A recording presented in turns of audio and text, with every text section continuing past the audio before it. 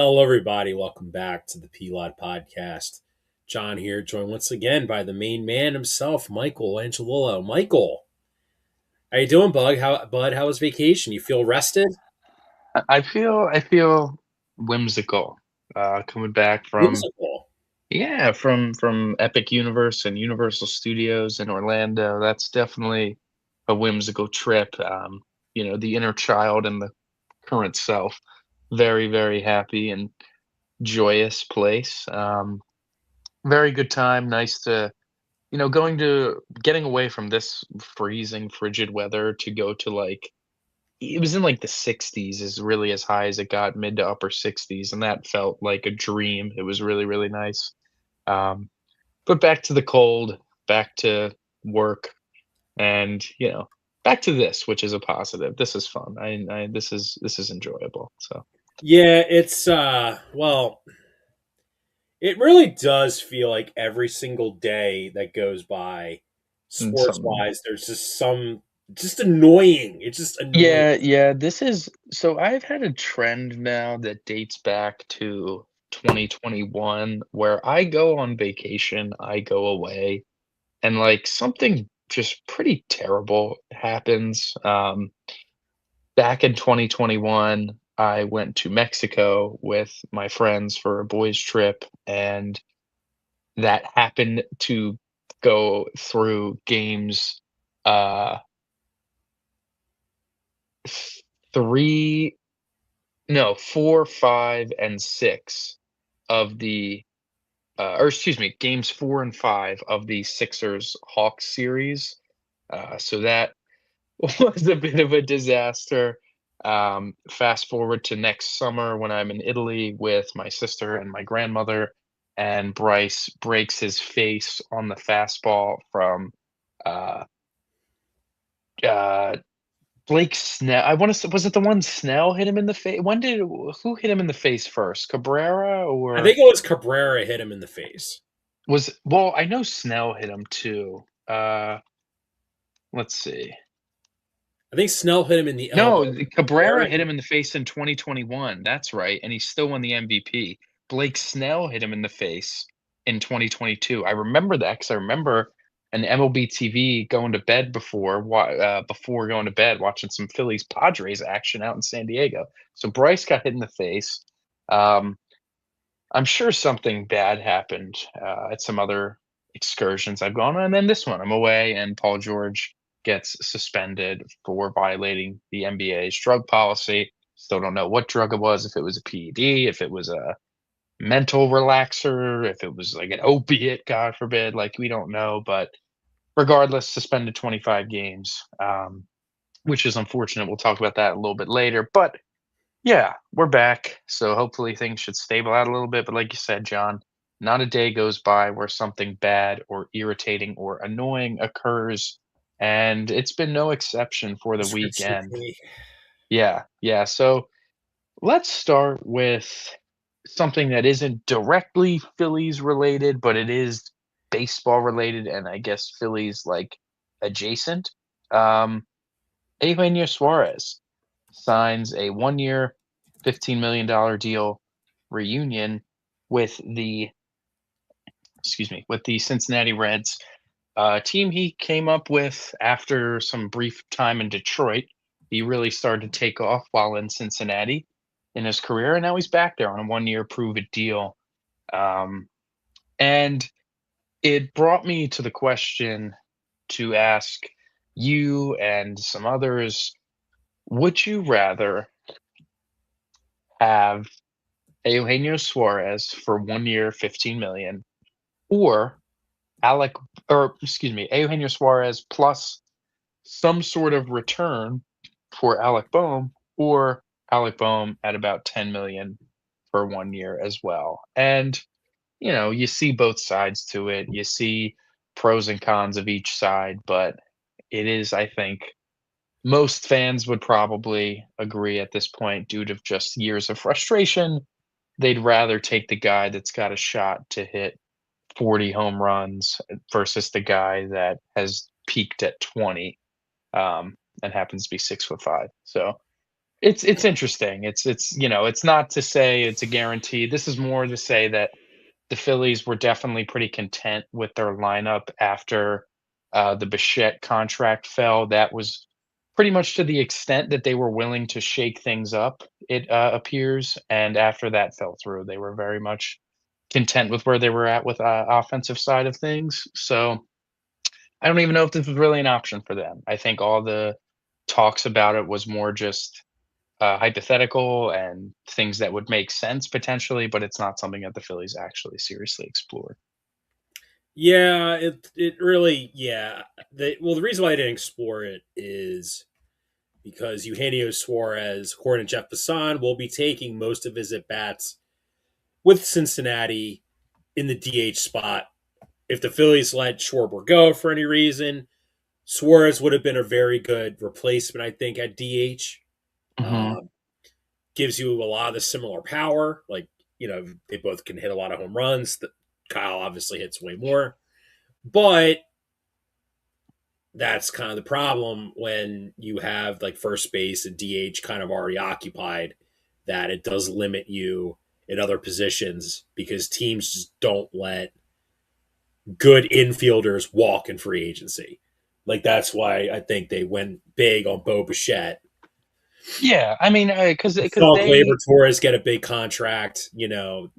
That's they why. seem opposed to getting into bidding wars for rentals. That's kind of what it comes down to. Not that it was a true bidding war for Eugenio Suarez, but before it came out, he took less money than what the Pirates were offering him, um, because he preferred to go to a place he was comfortable in for a potential prove it deal to get a multi-year Well, it's a contract. better Because even lineup. before, I mean, not by a ton, I'll be honest. Like, I know the Pirates lineup's not good, but the Reds lineup's pretty horrendous, as we saw in the playoffs. He helps it, sure, but it's not much of anything serious. It's just he said he Well, it's felt also more too the comfortable. ballpark is much more conducive for home runs than Right, Pittsburgh's. like, that was the argument. It's a better hitter-friendlier ballpark, and he's comfortable, been there, used to it all, rather do that for a prove it deal, which don't blame him, but seems like if you wanted to get him, you woulda had to at least offer, 15,000,000 to match or maybe have to jump a little bit higher, and the Phillies don't seem too keen on spending too big on their rentals or at least battling it out with other teams. Their rentals seem to be more reclamation projects as opposed to prove it deals, and you can argue that's bad process. I don't necessarily Right. disagree. But yeah. The other interesting news-ish to come out of Philly's words and whatnot is a cool little article about Justin Crawford and his relationship with Eric Davis. Is Eric Davis a Hall of Famer? He's not a Hall of Famer, but he was But obviously he's a very like, good player. yeah, he's up there. He's definitely in that hall of very good if he's not in there. Um, But it was interesting. It was like discussions about him, playing center field and the Phillies like are pretty split internally on if they think he can play center field right away. There's a, you know, part of it that are like he's going to be fine enough, like probably on the level of Marsh, and you'll take the upside where his speed is just flat out better. And there's the other side that thinks he definitely would be better suited in the corner because his reaction and jumps aren't as good.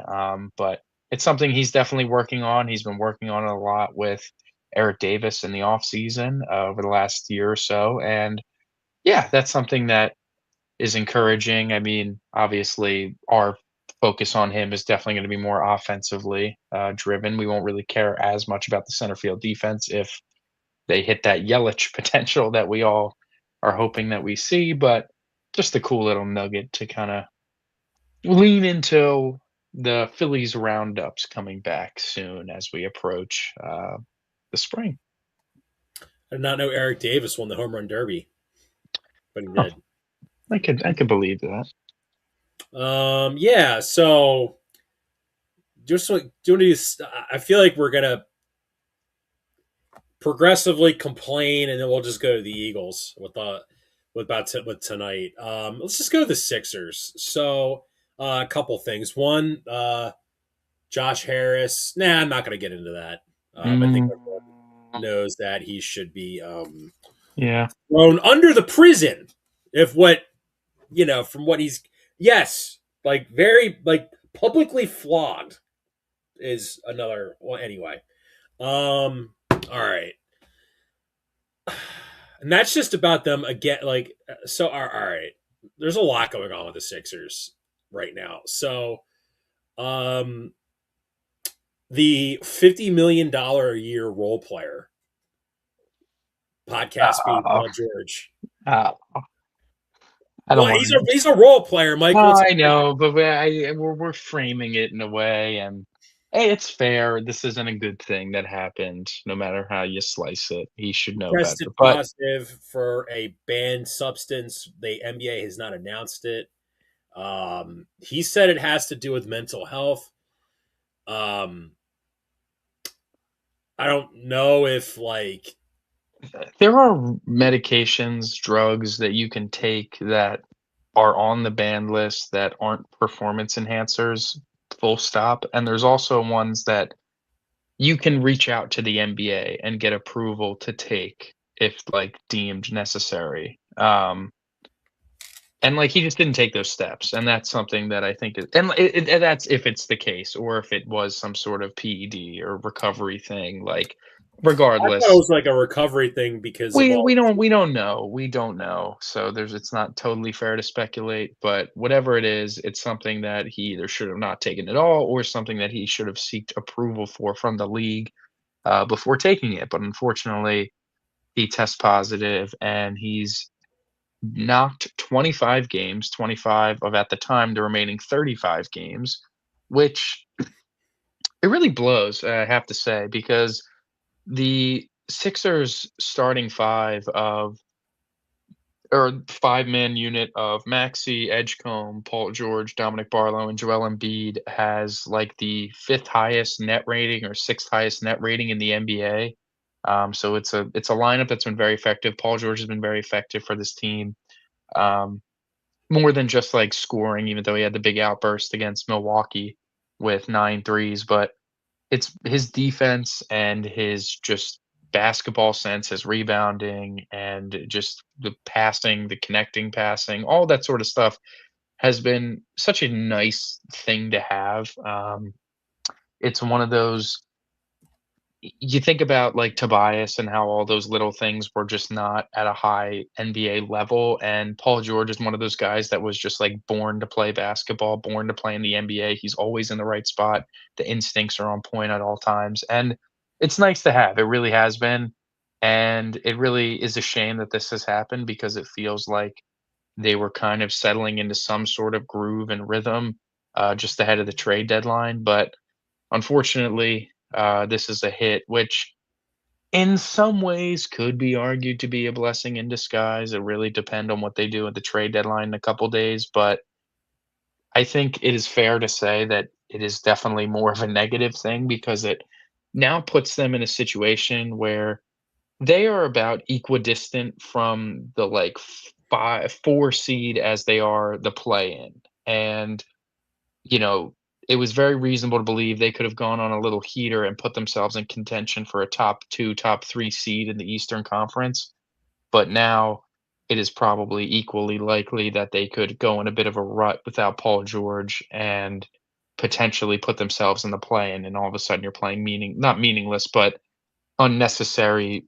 playoff level games when you know that having your 2 best player or, 2 of your 3 best players and George and Embiid being health concerns as much as possible, you don't want them playing like you wanna try to minimize the amount of very important games you need to play for them, that's finishing series off early, we're getting ahead of our skis, but avoiding the play-in would have been a really nice thing to have, and listen, they can still very well do it, they're absolutely better than those teams in the play-in, but it's just a matter of holding those teams off and not going in the tubes without George for a little bit.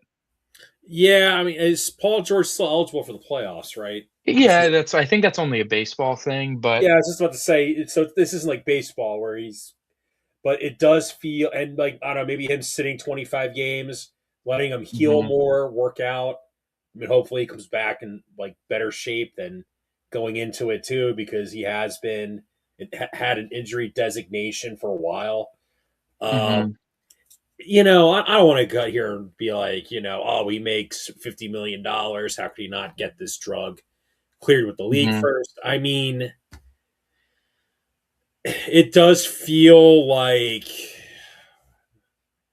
this is just going to be an issue, like kind of going forward. And like the big thing though is before this happened was over the past couple of years, the Sixers have made moves to put themselves beneath the apron to avoid the luxury tax.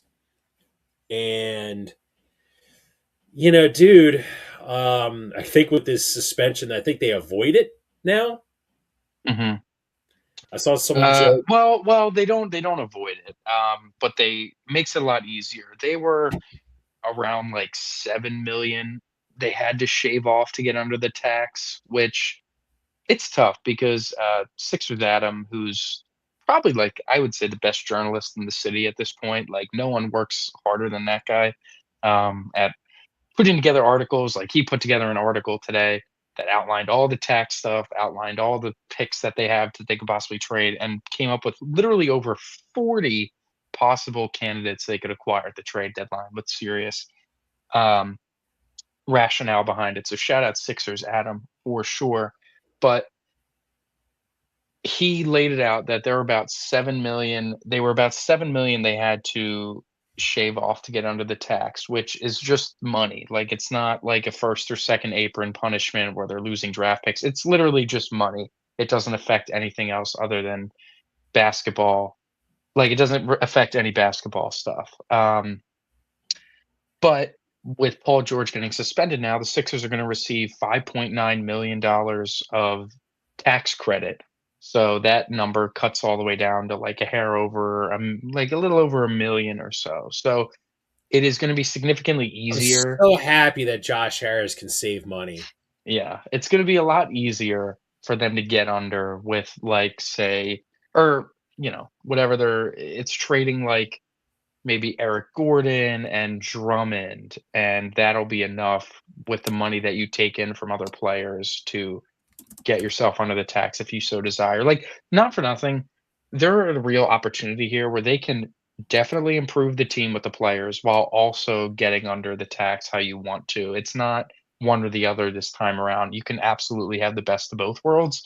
And it's just a matter of Josh Harris, like, letting it happen and Daryl Morey making it happen. Like, it's really just a matter of that. I really haven't seen any sort of trade rumblings outside of the Giannis stuff, so I think I'm gonna be pretty blindsided as to what's gonna happen at the trade deadline, but I do have some names here, that I think are pretty good targets to acquire potentially for the Sixers.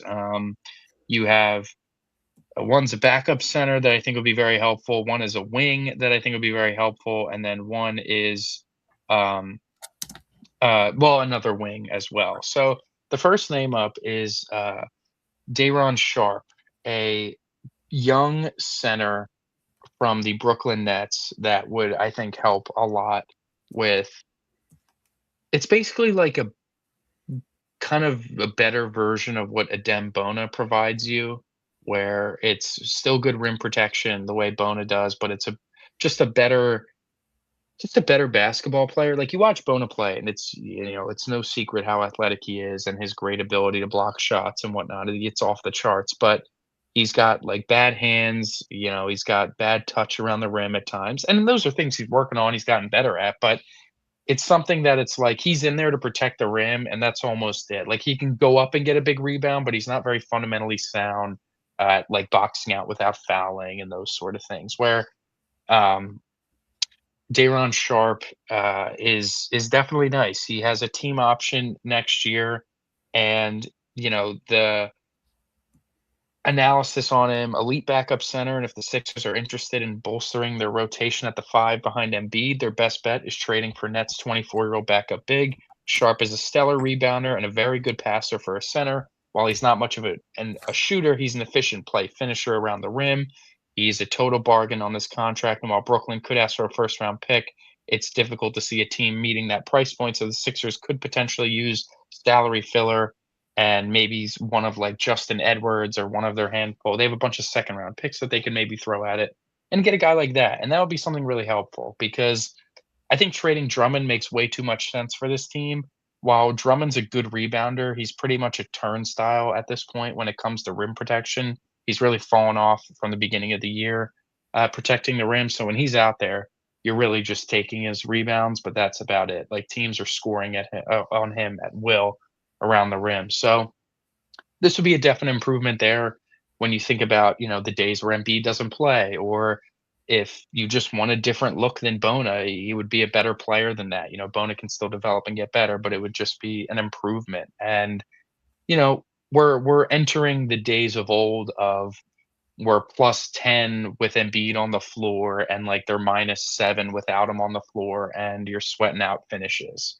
And getting a guy like Sharp can be very helpful to mitigating that. And then that also opens up the possibility of playing Bono alongside Embiid more, where you get some of that rim protection while still having an offensive threat down low. And, it's something that they've experimented with a little bit. And it's something that I think they should be looking to acquire a younger, good backup center like that to be able to run those lineups a little bit more. Yeah, I think the big thing for the Sixers, besides, is adding a. I just feel like they're. Oh god, I hate when I go look up player stats and ads start playing. So yeah, I mean, Yeah. Day'Ron Sharp, 18 minutes a game. He grabs 6.5 boards in 18 minutes, dude. So when the Sixers have a back to back. Obviously, Joe is not going to play. So the back in both games of the back to back. And our rebounding, regardless, is still pretty abysmal, and it's not getting better with Paul George being, suspended for the next the next 3 months, essentially, right? 2.5, 3 months. Hmm. Hmm. So yeah, I agree. Day'Ron Sharp would be a very good target. I just wonder, you know, like I don't think this is going to be like a Quentin Grimes deal where the Sixers basically offload a bad contract like Caleb Martin and they just get a much better player in return. No, but I think you could trade like when you're looking at what the Nets have to offer, your options are keeping this guy for his like team option next year or trading him away for anything. And if that anything is just salary filler of Drummond that you'll buy out, and maybe it's Justin Edwards where it's like, that's a young promising player that's got some skill. Or second round picks. Like second round picks can be they're a lot more valuable these days than I think they used to be. So it's not nothing, and I do think he's a guy that's gonna be traded. It's just a matter of the Sixers like, they have the ability to put together some pretty good packages for some margin guys. The next guy I wanna talk about is a guy that just fried the Sixers, um, Sadiq Bey. Sadiq Bey, Villanova kid, has been on a total heater right before the trade deadline. That'll be an interesting guy to see if he gets moved. Um, but he's having a really, really good season, and he missed all last year with injuries, and this is, Pelicans' 3rd team he's been on, but he just can score from anywhere on the floor, and he can rebound pretty well, and that's just as a wing, that would be some really good wing depth to get, a guy that can shoot threes well, knock down big shots, and then also be able to grab some boards for you, and all of a sudden, that sets you up in another Would favorable he be like your situation. Watford replacement or It's a replacement. It's just like a guy that can play alongside of him. Like it's you think about what they're going to do without George now, and Watford's going to get more minutes, and those guys are going to play more. But getting a guy like Bay makes those minutes better, and then you think of playoff rotations where you could maybe run a lineup that if you know,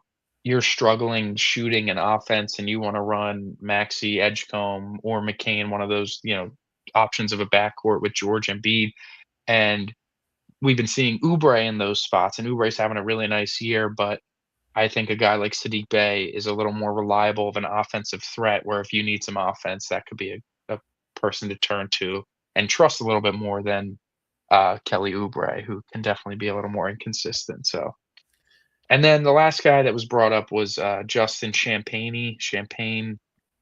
I think it's Champagny actually from the Wizards. Another wing who can rebound really, really well, and he does pretty much everything else. Like the guys that they're trying to get are just like they're cheap, they got control, and they can do a little bit of everything, and they specialize in what the Sixers need, which is like rebounding and 3-point shooting. Um, but these are guys that they're not necessarily rentals either. So I'd be more willing to part with a little bit more because you can get Champagne for the next 3 years, and he's only set to make 2.3 million this season, 2.6 million next season, and 3 million the following season. Like that's nothing. And the next 2 seasons contracts are not guaranteed. So like it's truly absolutely nothing, no commitment to it. But you can have him there if he plays well. And I think those are the sort of moves that they like.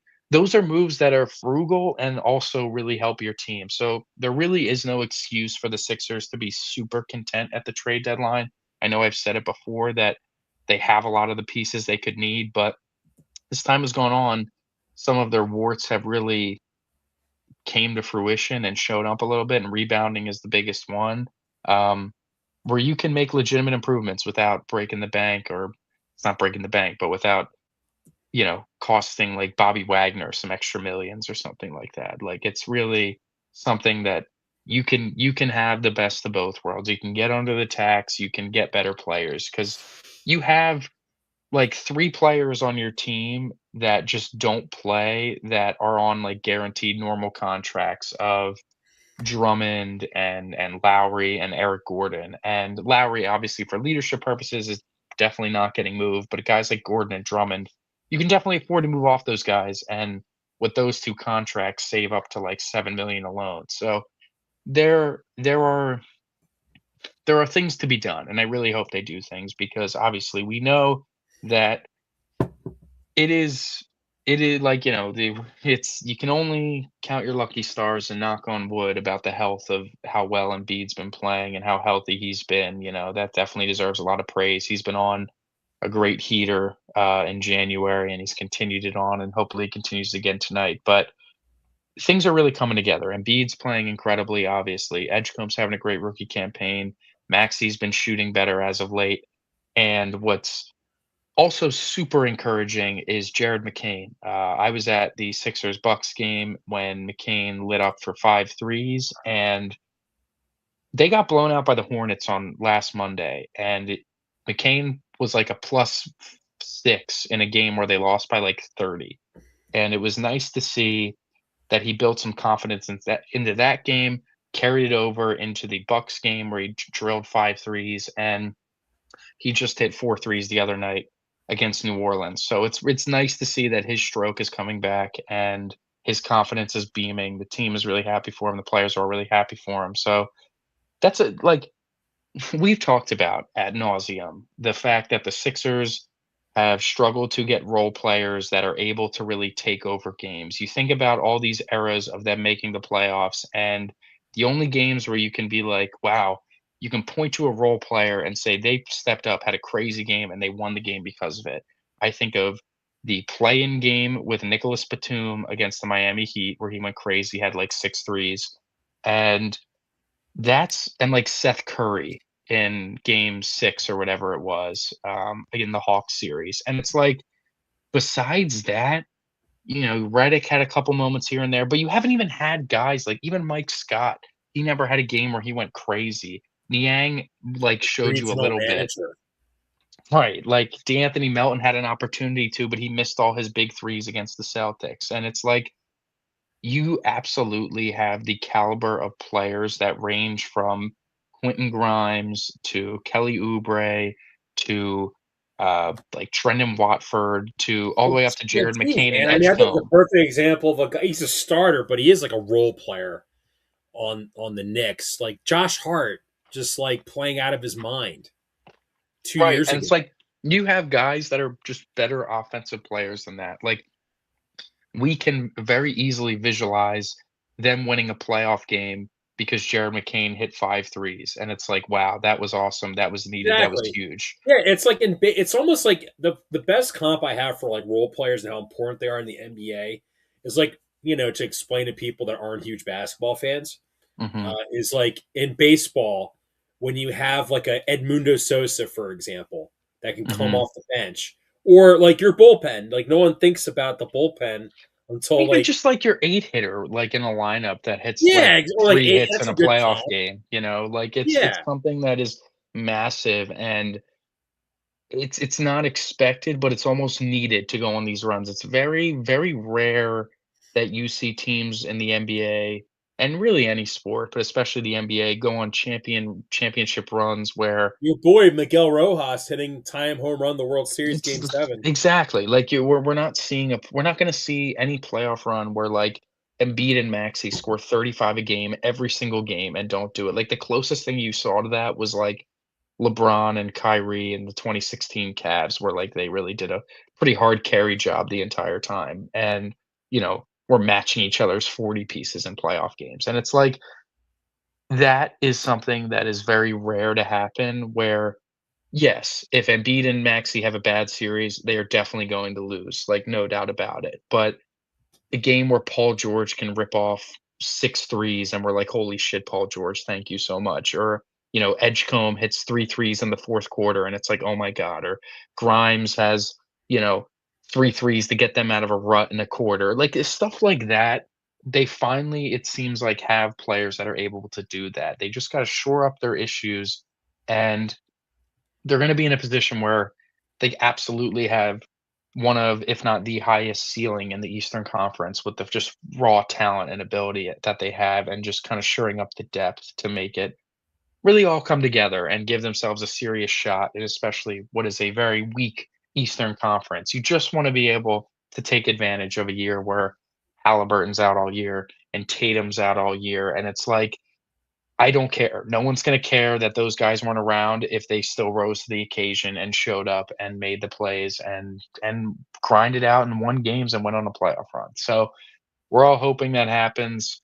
It's gonna start with the stars, but it definitely can be aided by a couple moves here in a couple days at the trade deadline.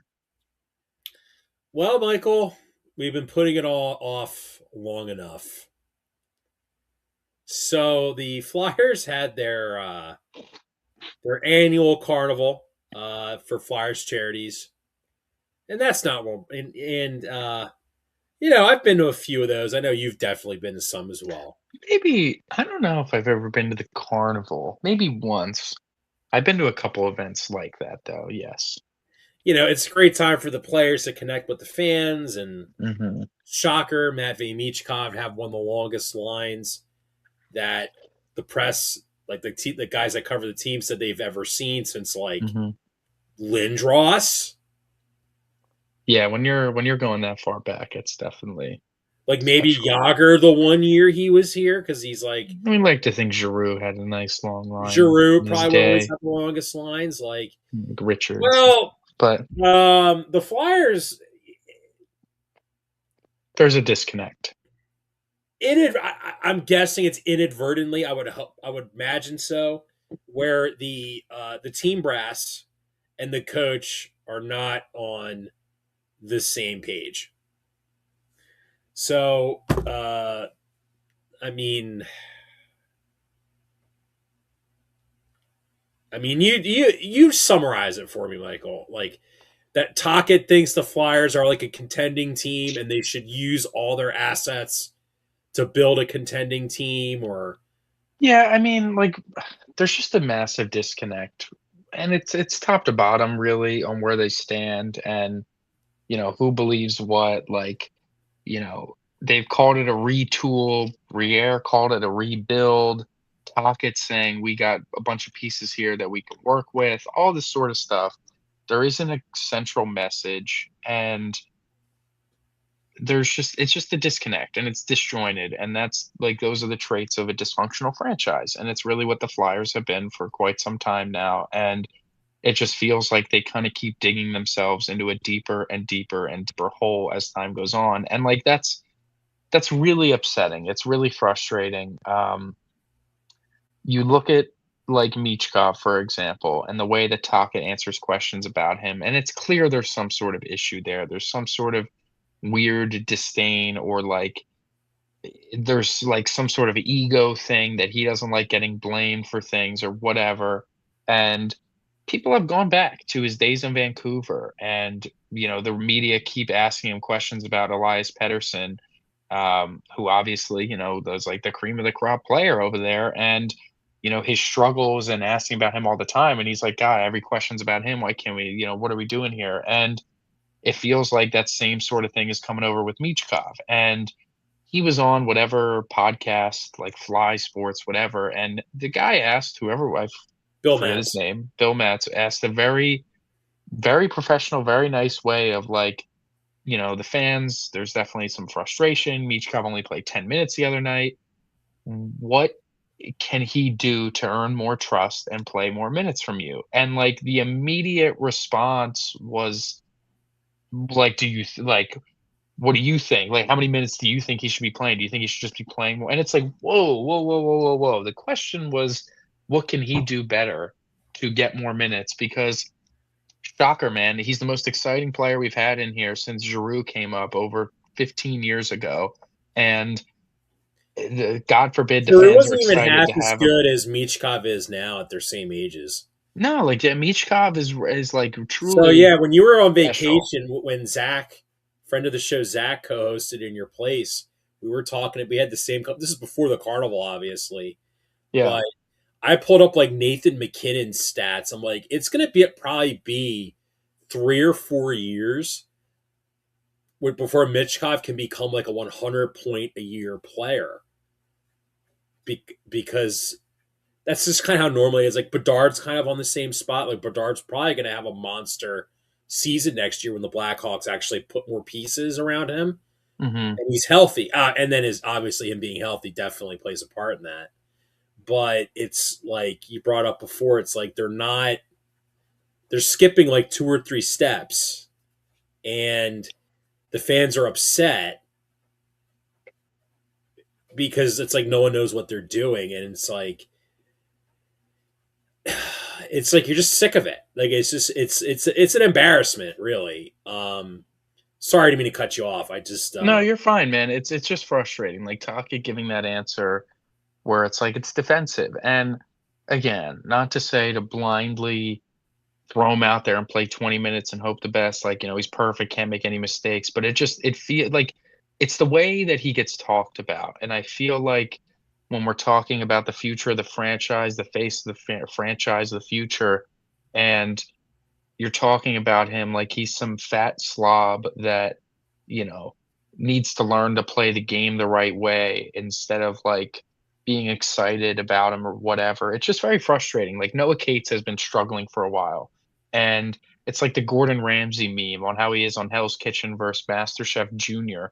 And like he's talking about Noah Cates, like, yeah, like, he's working really hard and it's just a shame. He really does miss Forster out there. And we know his heart's in the right place and he's trying hard and he'll be fine, like not worried about it, whatever. But when he's asked about Michkov, it's like, yeah, he's not playing a complete game right now, and that's something that we're working on and we're hoping he gets better at. And it's like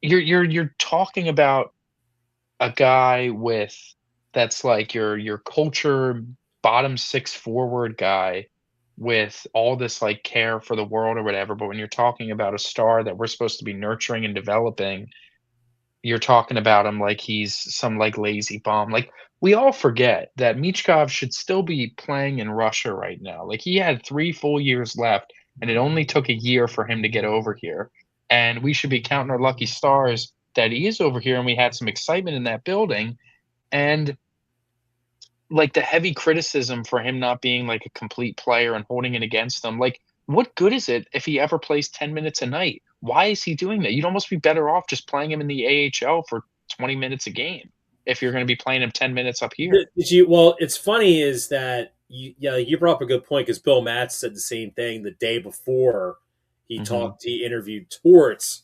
Was he said, why is Michkov held to this way different standard compared to some of the other players? Like, why is Couturier getting a free pass when he's dogging it on the ice? Mhm. Or, like, he's just flat out playing bad, like committing bad turnovers, you know, He's like, not playing good. Yeah. Yeah. What about like you have Owen Tippett? Like no, he had a hat trick the other like last week, but remember he had that really bad offsides that negated like a game winning goal. Yeah, and like Konechny, he's been playing really well, but he's had turnovers that led to goals, and it's like those guys don't get any of the brunt, but Michkov gets all of it. And I'm not saying that like he needs preferential treatment, but he's not even getting equal treatment at this point, and it's not good, man. Like that's how you drive a player out of somewhere. That's how you drive a player away, and you know, you look at where this team is and, like, the direction that they're heading, which is clearly not up. They're not getting better. They're not things aren't looking bright in the future, like, it's pretty bleak. Y you just I don't know. There just needs to be more care for the players that are important to the future of this team I versus the do, ones that are just and here. honestly, I would put. I mean, also too. I mean, let's face three wise talk it like this with Michkov. Because look, I agree with you. Like I see some of like the people on Flyers Twitter. They're acting like Michkov like walks on water, Yeah. and like Right. that's not true. Like he's still a young player.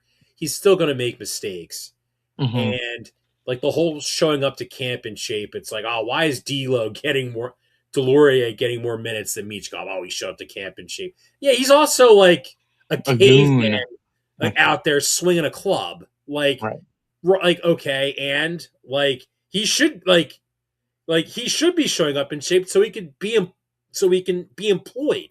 You Yeah, know, it's just it's just frustrating, and with the trade deadline approaching in the NHL, and hearing Briere today talk about how he basically just said, like, "We're not gonna do anything unless a team calls us with an offer that we like," and I'll be honest, that's upsetting, because I think you had an opportunity to trade Konechny and really commit to be bad a few years ago.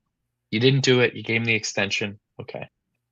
Here is another golden opportunity to trade Travis Konechny and get a very, very good return for him, while also making your team every day worse and putting yourself in a position to get one of these 5, really intriguing I prospects at the agree. top of this I draft. do agree. I just wonder. I don't know who said this. It was one of the beat writers. They were like, if the Flyers were going to move Konechny, it would be like Konechny and Sanheim together when the Cat makes that huge leap. Because the free agency class is so weak, then you're going to get more bidders, which it would Well, I be. mean, the cap's going up, like, I don't know, like, that's I another thing. wonder. Keith I mean, and you're Jones. right. The Flyers can retain salary this year. Like if you're right, if they want to get maximize the package, retain like half his salary for this year to get more better stuff, like Whatever, yeah, get better better picks, better picks, whatever. better prospects. Absolutely, I do absolutely. agree. I agree. I wonder if Briere was didn't want to full blown like commit to it yet because he's like, oh yeah, we're gonna bomb the rest of the year after the carnival. I guess I don't know. It does feel like to me it does feel I don't know. Like if Hilferty, maybe they want to bomb and Hilferty doesn't want to do it because he wants to sell tickets. Like Like, I that's definitely a possibility, like, listen, Travis Konechny has been the face of this lowly franchise for a handful of years now. He's been a fan favorite ever since he came around, and I get it, it would be upsetting to trade him, it really would, but we're at a point here where you need to commit to a direction. You can't just do this where you're like saying you're going to be competitive, you're going to play good stretches of hockey for a few months, and then your true talent's going to come waver, but you push so hard early in the season that now you're more middle of the road as opposed to bottom of the barrel, and you're not getting a great pick. And obviously, we all know this team was never good enough to actually be a well, if contending you team want to or give anything. Zegers like a large extension, Those are fine. Those are guys that you can see being like future I would say contributors I and think that if getting better. Konechny kind of makes more sense because Yes, absolutely. that you know You really could get a lot. And what was the last thing we'll talk about the Flyers that was frustrating was Keith Jones basically saying that he was caught off guard with the cap going up so much, like, I don't know. This feels like something that of reporters and analysts and like the even the Twitter analysts and the hockey followers and whatnot that we were expecting this. Were we not expecting the cap to keep jumping over the last handful of years? It was like, wow, the caps, it's been a flat cap for a while. We're finally going to have it start growing a little bit. And talking about this upcoming free agent year where all the guys that were due to become free agents this year all signed extensions except for Panarin, who's old. And it's like, we missed the mark. You missed the opportunity because you guys were expecting these guys to hit the open market, even though the cap was going up. Like, the teams clearly acted on that where they were like, we know the cap's going up. We're going to do the extensions now instead of getting into bidding wars and having to spend a lot more money later. And the Flyers just kind of sat on their hands and literally said, oh, well, you can't predict the cap going up the way that it did. And it's like, what do you mean you can't predict that? Everyone knew that was Yeah, because happening. Like, that's a you're good point, stuck in the Michael. Stone Because I Age. think the argument would be, well, they stink, so why would you sell the farm Trade for for a bunch, yeah. like Quinn Hughes when he won't resign here if they're bad? And it's like, yeah, if you're bombing like now, then you could just be like, you get asked that question. The easy answer would be, well, we're in the middle of a rebuild. Like, as much as we'd love Kaprizov or Quinn Hughes, they want to play for contenders. And, our goal is to, we want to get another couple elite talents in the draft. We're going to have Martone and by some miracle, Gavin McKenna, and then along with some of our other young guys. And we want to clear caps so we can then go out in free agency and, kind of put like a brand new coat of paint on this team. It's And listen, it's hard to rebuild in the NHL. It absolutely is because a lot of good players tend to not hit free agency the way that, like, baseball used to be, and when you draft guys, you really, like, you're drafting guys so young at 18 years old, 17 years old that you gotta wait some time before they come in and seriously are contenders. So it's like you can commit to being bad for the next 3 years. There's no promise that you're not turning things around until you get to, like, 6, 7 years down the line, and it's similar to that in, like, baseball, but, like, they just haven't almost not even started that process. Like, yeah, you got Michkov, you got Martone, that's awesome, but, like, you've been doing this for, like, a couple years prior. You're not, like you're not, like, trying to get there. You're, well, like, here's the accidentally falling there. let me throw out a scenario for you. Let's say Martone wants to go to the NHL next year, right? Mhm. If you're Porter Martone right now, are you thinking to yourself, so if I make a mistake and I play for Rick Tocchet, is he going to play me 7 minutes a game because that's what he's doing with Michkov? Yeah, no, it's not. Listen, I mean, the biggest thing here, Cutter Gauthier. We spent a lot of time slandering Cutter Gauthier, calling him soft and all that sort of maybe those things are still partially true. However, it could not be more clear at this point that for whatever reason he wanted to get the hell out of here. He clearly was right to an extent. And the most hypothesized reason is that the Flyers brass wanted him another year either at Boston College or with the Phantoms before he coming to the NHL. And he was very much against that and felt he was ready. And the Flyers had a disagreement with that, and he forced his way out. We can see it now with our own 2 eyes. He was ready for the NHL. That's a miss. That is a talent evaluation mistake that you looked at Cutter Gauthier and what he was doing in junior and what he was doing in college and didn't think that he was ready for the NHL. And now you're in a spot where you had to trade him away for Drysdale, who's nice, and you got a pick that you ended up getting for Zegras, which is nice. Happy day. But the fact of the matter is that you could have had a young goal scorer that is legitimately scoring goals at will and like going to be a perennial 40 goal scorer, potentially more. And you drafted him, you had him in the building, and you traded him away because you poorly evaluated his talent. And maybe we can call him an entitled kid, and he shouldn't be able to do that. But turns out he was right. He was ready for the NHL, clearly was, and here he is lighting it up in Anaheim. That's a miss there. That's a f up right there. Yeah, I mean, I thought that was Kevin Hayes Yeah, maybe he came and asked Kevin Hayes and was like, "Listen, am I gonna play when I first" like, maybe he was like, "They're telling me they want me down in college for another year. I wanna get up," and he's like, "Listen, even if you do get up, you're not gonna be playing much under Torts. Like, you're gonna be grinding and mucking it out," and he's like, "You better just get out of here." Like, maybe that's what it was. Maybe that's what occurred. That could have been what happened. I wouldn't have been shocked if it was all in the same light. And it's like, yeah, it's frustrating. We can get mad all we want. We can chant "F you, Cutter" at him during games. But guess what? He was right. He was that good. He was that guy. And he's lighting it up now for the freaking Ducks instead of here. We'd kill to have a guy that's going to rip 40 goals this year.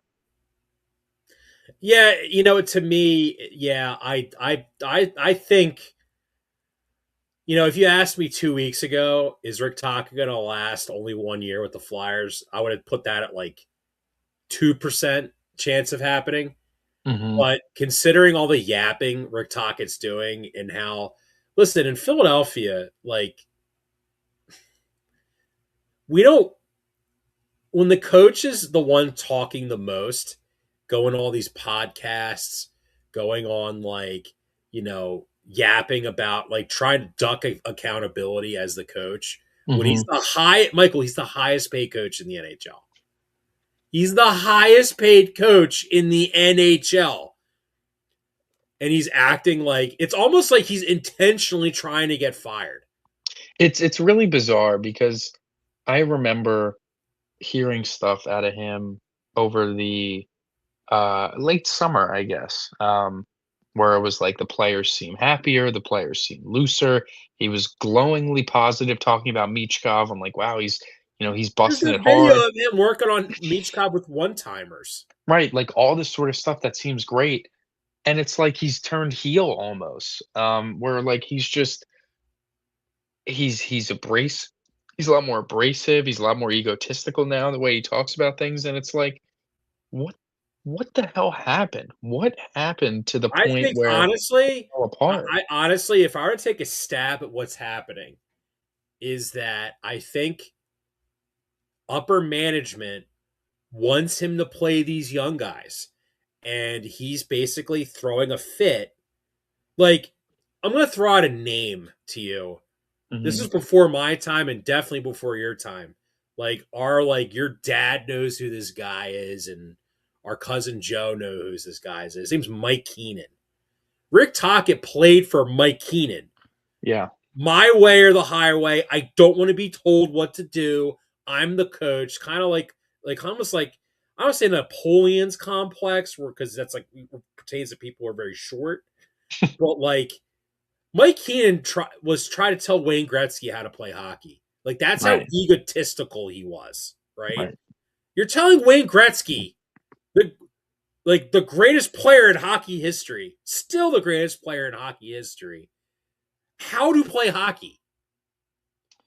Yeah, it's just frustrating, man, And it really is. you think with Rick Tocchet, like I don't know, it would be kind of crazy if like Sidney Crosby was on the Flyers, he was trying to tell him what to do. He'd probably laugh at him. Yeah.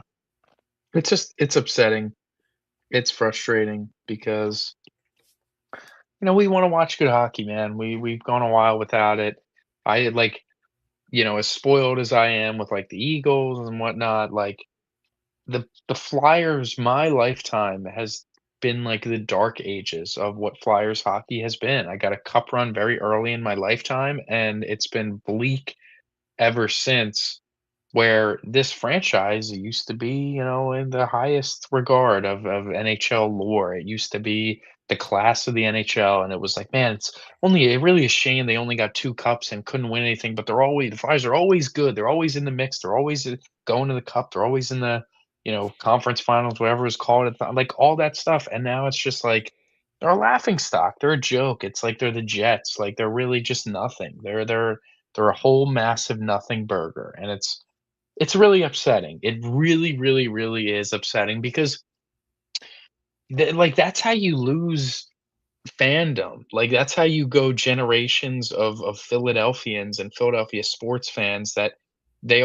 hockey's already like number 4 in the rotation for a lot of people, but this is how you make it almost non-existent for a lot of people. It's number 5 in a lot of people's minds because the Union are good. And it's like this is how you this is how you lose a city and a fan base for a while because you go through these perennial periods of sucking where all their memories of just like, yeah, well, the Flyers suck. They always suck. They're not good. And that's not good, man. Like you got to work to get out of that rut. The Phillies we talked about all the time. We were worried that the Phillies weren't going to sell out their first playoff game in 2022 because fans weren't showing up in September. And that's the Phillies. That's baseball. So, I mean, what do you think the hockey's going to look like when the Flyers finally figure it out if that day ever comes? But until that comes, we're just gonna be sitting here complaining and being upset. Um, so I yeah, just, and I mean, like to me, like if with the Mitchkov minutes, all Tocchet had to this is all he had to say was this: "Hey, look, his training got disrupted because of his injury. You know why I'm only playing him 13 minutes a night? Because I want to risk his Achilles blowing out, and then he's like, we have a Tyson situation where he's you almost didn't even have to lie though. You could have just said like you could have given a hockey reason. You could have given a genuine hockey reason. What can Madvey do to earn your trust? You're like, oh, there's some. We know he's got all the skill. It's probably a mistake that he only played 10 minutes. That's definitely on me, but it's, we want to see him do this even more. Even if it's wrong and stupid, at least give him something as opposed to like giving a defensive answer of like, well, how many minutes do you think he should be playing? Like, what the hell are you talking about, dude? Why are yeah, you getting if so he was mad? like dude, like Charlie O'Connor is so like plugged into the team. If Mitchkov was being like a doofus, or if he was being like really immature, like it would have gotten out by now. Hmm. It would have gotten out. Like we found out that Joel Embiid was drinking Shirley Temples by the pitcher, And right? eating Chick-fil-A like at a yeah, Like yeah, every day. Like we found yeah. that out. But like if Mitchkov was being a psycho, like he's going to Old City every night, getting blasted, and then Mhm, showing up to practice vomiting on the ice. Like that we would have figured that out by now. This is just mhm. like basically a old geezer coach who used to play for the Flyers. Shocker, Michael. How Yeah, shocker. Who's just like, oh, I hate Russians because in 1987, Sergei Fedorov slashed me, and I just hate Russia. Just so stupid. It is so yeah. dumb. Yeah, yeah. I mean, it's not fun, man, it really isn't. But Could you imagine if someone like asked Jonesy, it's like, do you regret taking $6.5 million and tossing it into a barrel and lighting it on fire? Because I that's mean, what they you should ask him, "Do you regret giving up your announcing and radio gig for this? Because you're not doing a great job right now, and a lot of you're turning the like, it's actually such a shame that there are 3, like, legitimate fan city favorites that are in charge of the Flyers right now, from Rick Tocchet to Danny Briere and Keith Jones, and it's like they're actively leaving, like, a nasty taste in everybody like, people might, like, actually hate Rick Tocchet when this is all said and done, and he was loved by look fans, at and Ron it's Hextall. yeah, Hextall, absolutely disgraced, really, for what he did to the Flyers, and again, fan favorite, and it's like Danny Briere is everyone's childhood favorite player that grew up in my age, and it's like, he's not leading a good operation right now. Keith Jones, everyone's, like, parents' favorite Flyer or whatever, like, favorite radio person, "Oh, Jonesy, we all love Jonesy," and it's great, we do all love Jonesy, but Jesus Christ, is he a bad executive, it seems like, and it's just like, we keep doing the former Flyer thing and we like say it's like, haha, not oh, it's new this time, it's different this time, but it's not. It's never different. Yeah, it's like dude. It's not We like gave Paul Holmgren so much shit. My God. it's not like the Flyers hired like I don't know Stronger. yeah. Like, I saw someone bring that up, and I'm like you can't complain about them bringing back former Flyers, and even though Chris Pronger played, Chris Pronger probably seems like an actual like smarter. The thing is that you brought in Jonesy with Briere. Like we all thought Briere might actually have some sense here, but you brought in Keith Jones that feels like he has too much say on what goes on, and he probably doesn't have the it's best. bad when he says, I have to fight to ask Rick Tocchet to play young players. In other words, like he was probably like, dude, you're the team president. If you tell Rick Tocchet, we're going to play Grebekins tonight, and he's like, well, no, we got to play D'Lo here because blah, blah, blah. I'd be like, no, we pay your salary. You're going to play Grebenkin. Yeah. It does. You know what it feels like, dude? This feels exactly like when Joe Girardi was the manager of the Phillies. That's my best. Oh God. Dude, so what you're saying is they're close. No, what I'm saying is it's like Joe Girardi, except we didn't have subtract Bryce and like Schwarber and like Zach Wheeler off the Phillies. Yeah. Well, anyways, let's move on because I'm getting angry. Um, NFL football. There are no longer any. Well, there is one. There is No, only you're correct. one remaining head coaching position vacant, but all signs are pointing towards a name, and that team's Las Vegas Raiders, and that name is Seahawks offensive coordinator Clint Kubiak. So all signs are pointing towards that. It seems like simply out of respect at this point, it hasn't been announced. Probably will get This is like announced when right before Kellen the Moore Super last Bowl. year with the Saints. Yeah, like it'll probably get announced pretty shortly. It'll probably get announced before the game as like a whatever. But anyways, uh, so the recent hires that have happened were we'll start in Arizona. Mike LaFleur, brother of yes Matt LaFleur, has been hired by the Cardinals. Former Rams offensive coordinator, now head coach of the Cardinals. So an interesting job there. We talk about it all the time. There's like you got Marvin, you got Michael Wilson as like, promising, encouraging. Hopefully, Marvin could be like what he's supposed to be, generational receiving prospect. You have Trey McBride, one of the best tight ends, if not the best tight end in football. Like it's an intriguing offense, and you have some defensive talent that this job isn't the least exciting thing ever, but the big question mark is obviously whatever the hell you're going to do at quarterback. Your options are Kyler Murray, who got, like, kindly benched this season, and that's almost kinda it, like, you draft a guy Well, it's really uninspiring, the quarterback yeah, position, I and would say. honestly, it does feel like first everyone's like, "Oh, Kyler's gone." Let's Yeah. talk about hypotheticals of trading Kyler Murray. And now it's like, well, the NFL draft this year for quarterbacks is so barren outside of Fernando Mendoza. It would almost behoove the Cardinals to maybe keep Kyler for one more year and see if Mike LaFleur can get anything out of him.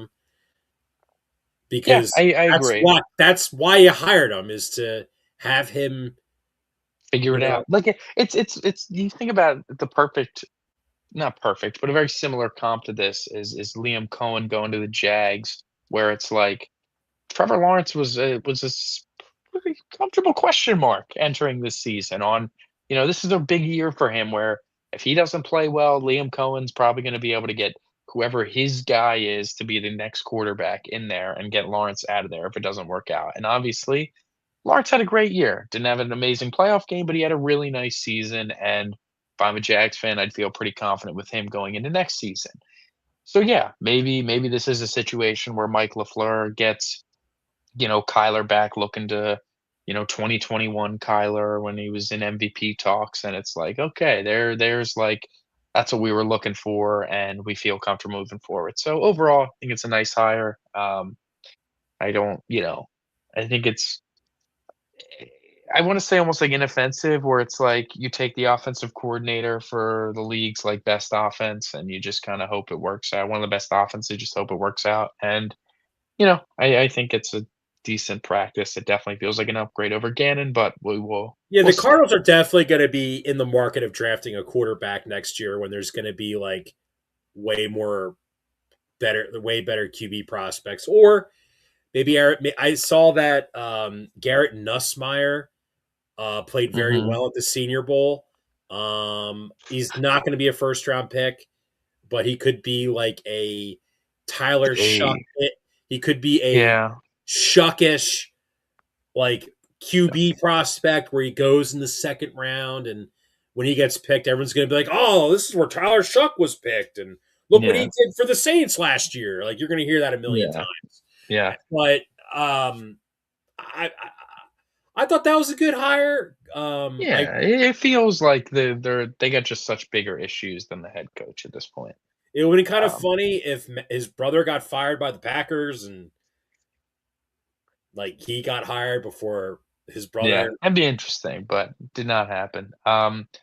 Before we get into another head coaching hour, I want to talk. We already talked about Jesse Minter going to Baltimore, the Chargers defensive coordinator. We all think that feels like a really nice move, but what I think is more inspiring too is the staff he's kind of built out.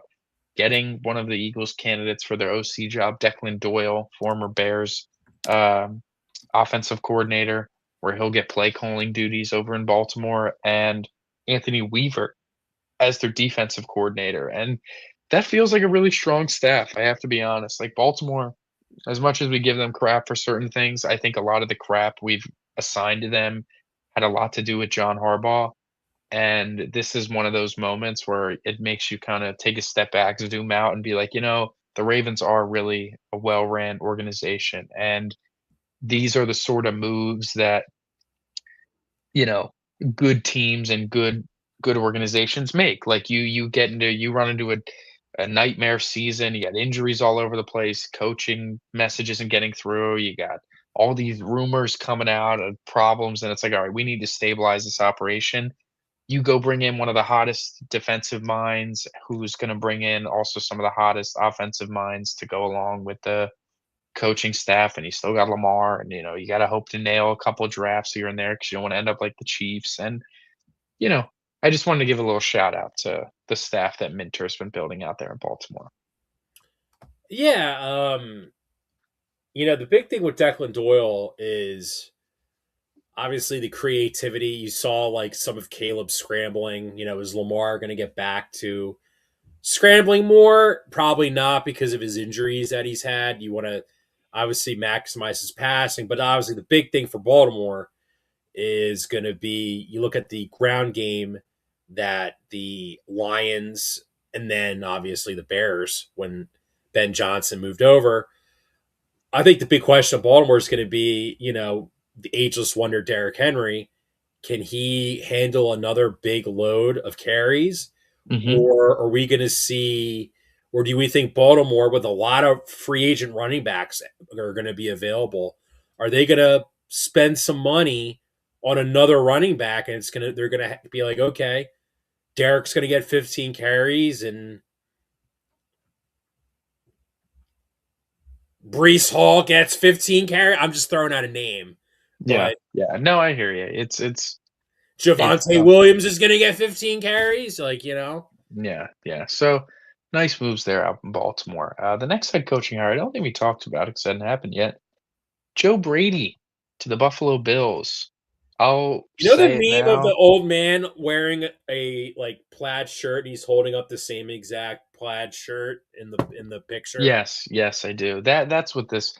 It's just like we talk about how nice of an organization Baltimore feels. Buffalo is a dog shit organization. I'm sorry, but like Josh Allen has done so much to cover up the warts of that god awful franchise, and forever has always been a If bad Connor franchise, McDavid played for the cursed Flyers, he'd be franchise. the Buffalo Bills. Yes, precisely. Like the Bills, you got the owner in a press conference not only bitching about the refs, which is just like crazy to begin with, but also like slandering your third year receiver who's still on the team, by the way. Like we all laugh and giggle at Cam Newton meme. It's funny, Keon Coleman, whatever. And maybe Keon Coleman is a bust, but like he's a second round receiver that isn't good, but like it's just not the worst thing in the world. They didn't draft, you know, Keon Coleman 8th overall, and he's an effing disaster like this. Like it's JJ Arcega-Whiteside. He's not that bad or anything. Like he can get out there. He made some plays. I think there's just a lot of work to be done. And maybe he is a bust, but like when you have the owner going in there and saying, Yeah, I mean, that was all the coaching staff. That wasn't the GM at all. Like, and when we're keeping the GM, but that was all the coaches. And it's like, oh yeah, and we're Well, promoting our yeah, coach Terry as hold Pagula on, wait, owns and, the and we're and Sabres, we're dude. That's all you need to know, man. right, and we're it was all the coaching staff. And oh, by the way, our next head coach is going to be one of our coaches that was involved in drafting Keon Coleman. So it's like you're going to shit on the coaches and remove blame from the GM for making a bad draft pick, which awful practice to do in public, by the way. But then you're going to promote the highest ranked offensive coach in your organization that probably was the biggest decider in making that draft selection anyways. How the hell does that make any sort of sense? That's ridiculous. That is asinine to me. Like that's like trashing Fangio if like Quinyon Mitchell and Cooper DeJean both busted and then they make Fangio the next head coach of the team. The hell are we talking about? Like it's really it's so Well, honestly, the backwards. thing with Brady is this is what I kind of bring up. Like I've seen a lot of, and I agree with this too, man. If you look at the Bills, like you look at their offense, like a big reason why I think Josh Allen and dude, I don't like making excuses for Josh Allen. I really don't. No, but But at the same they're time, so valid. like some of the dumb crap that they do, it's sort of like you kind of understand why he plays hero ball. Like my comp for Josh Allen is probably like if you're to go back to another quarterback in NFL history, it's John Elway. When John Elway Right, John Elway would have some like heinous turnovers, but right. he won a lot of games for the Broncos. He had to do it by himself, and the only time he won championships was at the end of his career when he was surrounded by elite players. And in other words, he got like elite receivers and And Terrell Davis, like Terrell Davis. And look, James Cook is an elite running back too, so that's why Terrell I don't want Davis. to be like oh, James Cook stinks because he does not. He's like a No, top. but it's like when your receiving room is what your receiving room is, it's definitely makes it more difficult, absolutely, and we're also like Like the Brandon Cooks INT. Like if that was like, gosh, Michael, I don't know. Devontae Adams. Yes, he probably Yeah, gets that football. or if it was George Pickens, like, He you know what I mean? probably picks that ball out of the air, breaks the tackle, and runs in for a touchdown. Right, and it's like,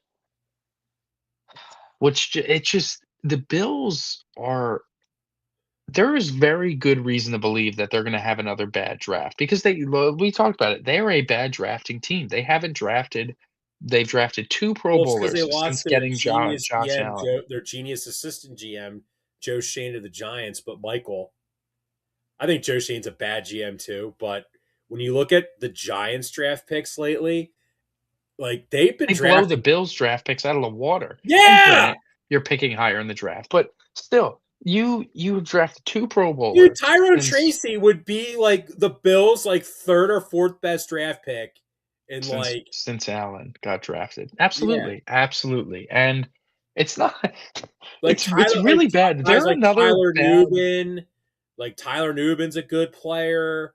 Like obviously, I know you hate this guy. Scadaboo's like probably going to be a good player. Like Theo Johnson's not a bad tight end. Malik Neighbors, when like regardless, you look at the Bills and it's like they are another bad draft away, which again feels like it's going down that way. You didn't fire the GM and you just promoted a guy who's already in the building as your head coach. So you're like, that's a telltale sign that no, that like they were confident that nobody else, either two things that tells me one of two things. One, they wanted to placate Josh. Like, we don't want to alienate Josh, where if we hired a different coach, he's going to like harp on Josh about his turnovers. And we don't want him to like push him away okay, I guess. I don't and know. create. And you mentioned dysfunction. Oh man, Josh Allen's like Stafford in Detroit, but like he's way better. Yeah.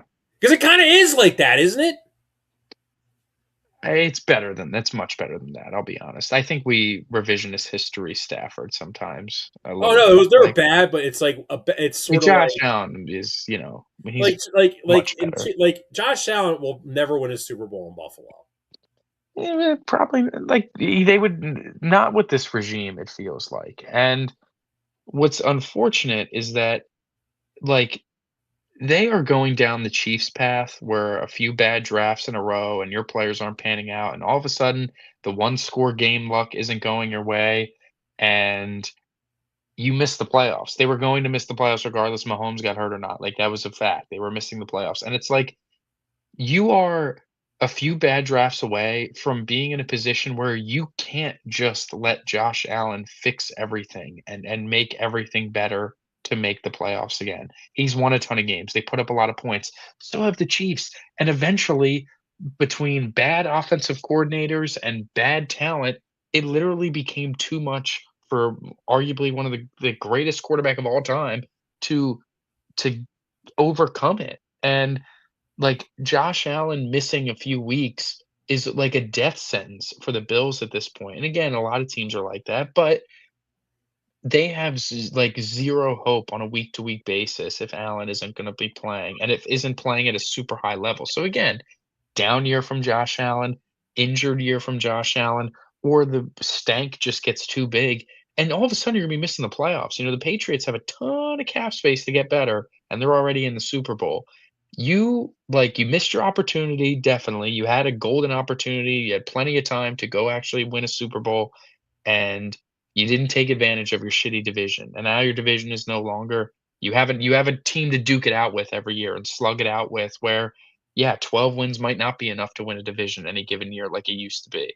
And that's a tough spot to be in. It's a tough pill to swallow, and I think hiring Joe Brady, who I wasn't super enamored with as an offensive coordinator to begin with, I just think that's a I mean, you weren't lateral at enamored best move. with him having like four All Pro wide receivers and like a elite quarterback, like In in college. No, college. yeah, for sure. And it's like, I don't know. I think the best option for them would have been to hire a defensive-minded head coach and just kinda let Josh do his thing on the offensive side of the ball and get better drafting. Like, if the Bills were actually serious about throwing this out and restarting because you fire McDermott, you should have fired the GM out with him, you should have cleaned house with Brady, and you should have brought in a defensive-minded head coach, a new general manager, and a whole new staff, and it's like, "Listen, we got Josh, you make it work with him, it can't be hard to make it work with him as a play caller, and, we need to actually build out some defensive talent again and get a couple receivers in here, and we'll be back and fine." But, listen, would we be shocked if Buffalo is really good again next year and goes on a playoff run because they acquired, like, one receiver? No, of course not. Josh Allen's very good. But I think it would also be equally as, like, I don't know. You can absolutely see the path and see the vision of things going really bad in Buffalo. But let's move on. We had some other coaching hires. Todd Monken to the Cleveland Browns. Now, we all wanted Todd Monken as an offensive coordinator. He ended up getting the head coaching job, but it did not come without drama. Not that I love like Monken as a head coach. Yeah, sure, we'll see. We'll see how it works out. But where the Browns' dysfunction comes in is the fact that the Browns have had a top one, maybe, defense in football since Jim Schwartz took over as the defensive coordinator. They're If their like offense wasn't so pathetic, then their defense would most likely be held in a similar regard there is to the yeah, Eagles, the Seahawks, the and like it still is. I Texans. mean, there's that graph where it's like offensive EPA, good offensive EPA, bad offensive EPA, and then defensive EPA, good defensive EPA, bad defensive EPA. And you look at the Browns and they end up here. Great defensive EPA, the worst offensive EPA. They could not be further up in that corner. And you're like, well, maybe we should keep around the defensive coordinator who is working a great job with one of the greatest defensive players of all time, and we have a great defense here. Okay. They were so enamored with that that it felt like they were going to gift wrap Jim Schwartz the head coaching position. Shocker. some boomer owner who sucks at his job steps in and is like, "Oh, I don't want to do this. Let's go bring in somebody else." Jimmy Haslam steps in, brings along Todd Monken. Jim Schwartz feels absolutely backstabbed and slighted and jerked off by the Browns that he's like, "You know what? F you guys. I'm getting the hell out of here. I don't want to be a part of this operation anymore. You also have a rapist at quarterback." So the fact of the matter is that it's a stank organization. The Deshaun Watson trade is like by stratospheres the worst trade in professional sports. It is not even close because the Browns haven't had first round picks recently. Like they just haven't.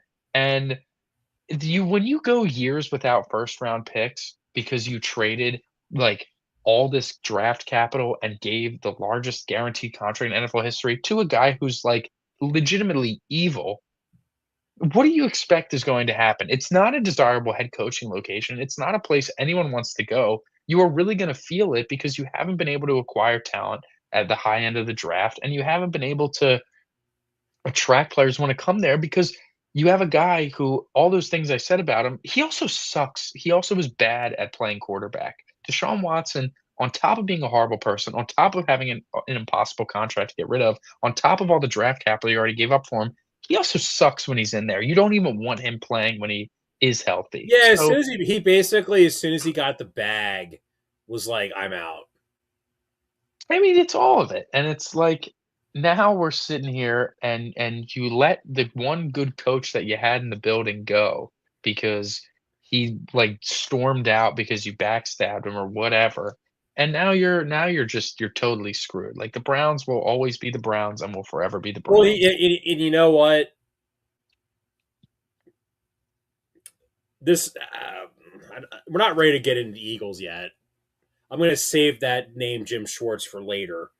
Um, but yet, to me, what this move felt like was them hiring Monken was, I think, because the Ravens were interested in drafting Shador day 3 as a backup to Lamar. Yeah, I'm guessing Todd Monken was probably amongst the contingent that on the Ravens was like, hey, why don't we just draft Shador and we'll just develop him as a backup for Lamar? yeah, And if Lamar gets hurt, or if Lamar gets in one of his moods and doesn't want to be a Raven, well, we got Shador ready. right, right. So you get a guy that seemingly believed in him and tried to acquire him on his previous team. Yeah, sure, it makes sense there. We'll see how good But I things look also think too, without, like, couldn't they just promote Schwartz and hire Monken as the OC? Well, I don't think he was gonna choose to be the OC without it felt like if he was the OC, he was the OC with Harbaugh, and that was it. That felt like the only solution there. So, I mean, if you love Shador well, that bad, I mean, you shell out the money, I guess. I don't know. yeah, which, the Browns are obviously not keen on doing. So, the other head coaching gig that isn't decided is the Raiders, but that is more likely than not going to be Clint Kubiak. And that wraps up all of I the do want to new ask you a head question coaches. about Clint Kubiak and the Raiders. We know, so if the Raiders screwed up their tank, does Kubiak go and they, don't get Mendoza? Does Kubiak still go there to be the head coach? I don't think he does. Yeah, maybe. I mean, Could listen, that be a tanking incentive? Like, hey, if we get this basically a future franchise quarterback that we could draft, he's going to attract better coaches to want to come coach him. sure. I think that's incentive. Absolutely. I like it's incentive to want to fire Pete Carroll, like that sort of thing. Um, if I had to, like, I'll be honest, I'm not like I'm not expecting Fernando Mendoza is not some can't miss prospect. You know what I mean? Like, Oh I no, think he's he's not. got promise. I think he's a nice prospect, but I don't think he's anything that it's like. What I'm saying is if the Raiders traded out of one, I wouldn't like kill him for it, to be completely honest. Even if they don't have a quarterback or whatever, I don't think he's the guy. Like if we talk about this all the time, that oh, we already have a quarterback, so we should definitely trade out of one or trade out of a spot to not have to whatever. Like if the Cardinals Josh Rosen thing, like they had Josh Rosen, they just drafted him the year before and they were at one and it's like we can't miss Kyler Murray. We have to do it no matter what.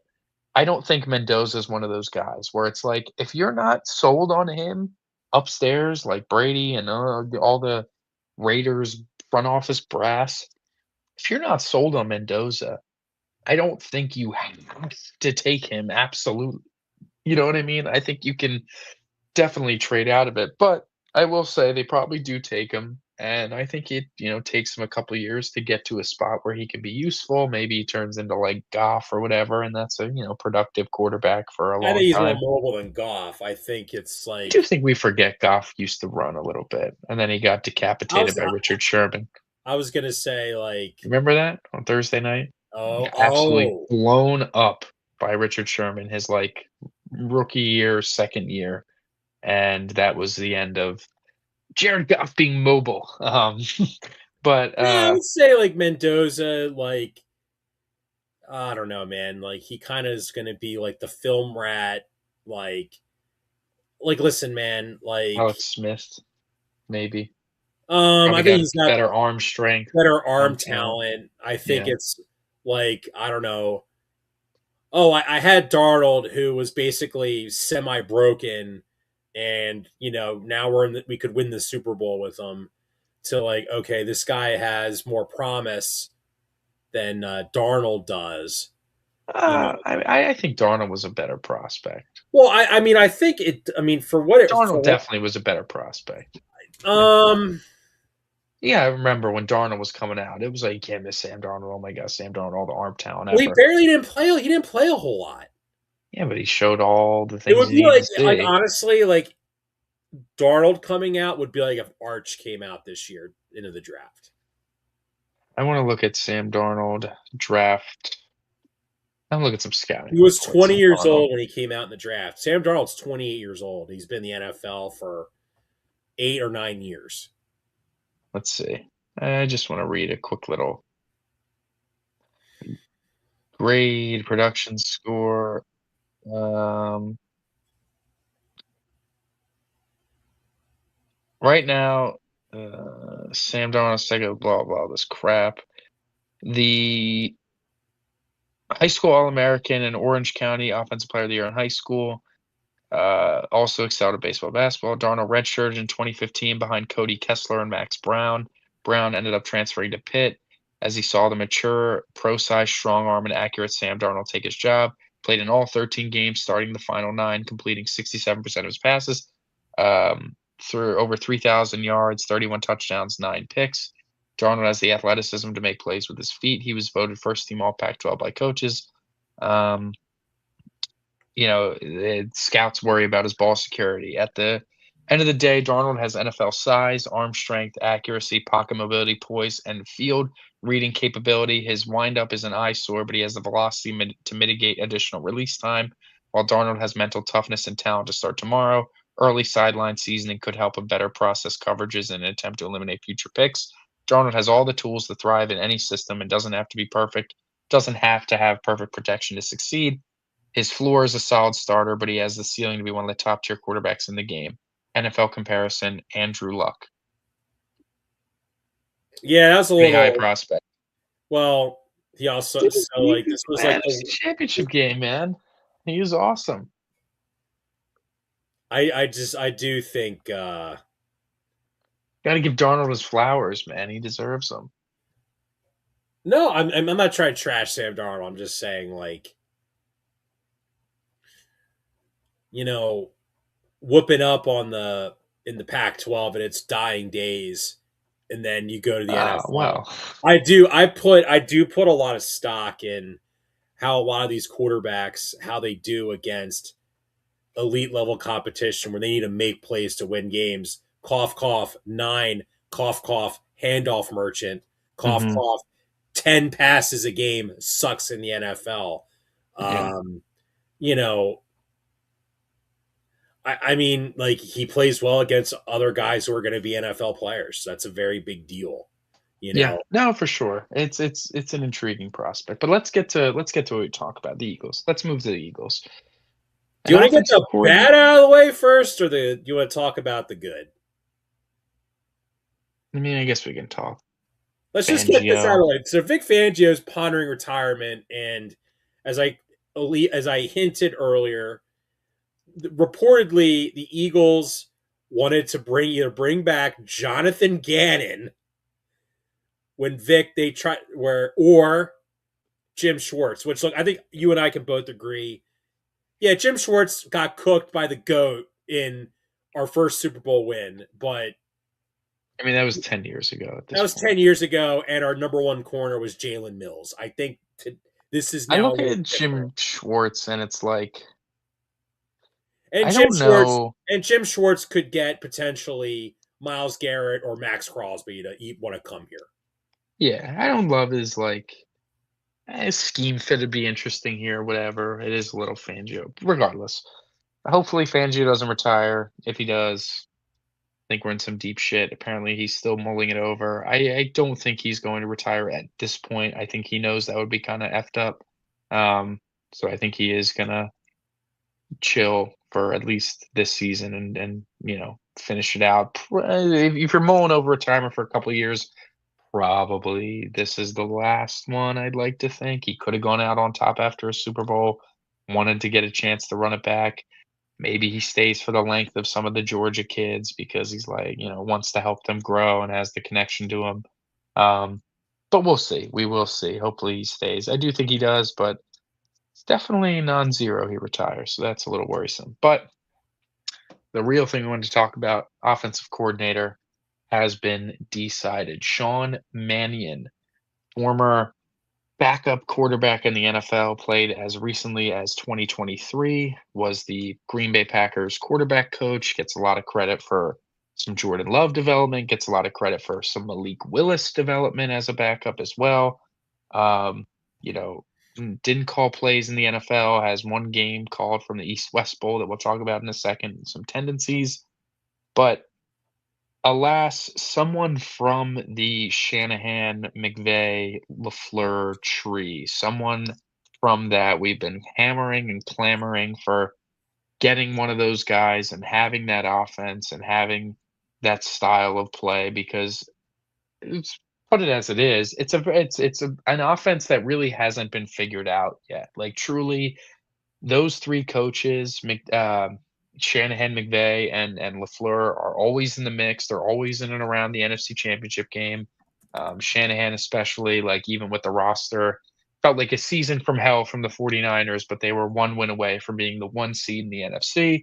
The Rams are obviously always good, and the Packers are always pretty good too, where they run an offensive style of offense that teams just do not slow down on a consistent basis. And the Eagles got a guy from that groom. So you hope that he can bring some of that juice here. And with all the talent that's already in place, you'd like to think that it won't take too much to turn this ship around and bring them back into the top 10 in terms of all those offensive stats Yeah, we want to well, see. so the crazy thing about Mannion was he was one of those like backup QBs in the vein of a Chase Daniel, where he was kind of there as like a pseudo assistant quarterbacks coach, Hmm. where he was like a film guy who was there, sort of like a Doug Peterson, I would say would be like the comp.